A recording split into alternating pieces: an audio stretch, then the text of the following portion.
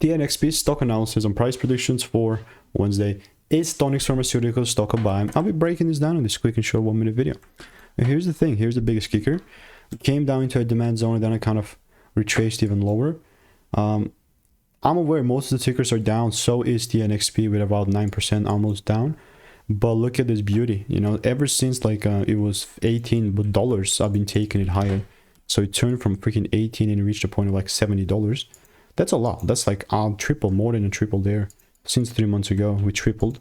And then the price now is correcting quite hard, which pretty much fell down like halved in basically a week. So the only thing that kind of recover for me is I'll only really be bullish and even have like a good range here if I start seeing breaks above 41.28 and then onwards.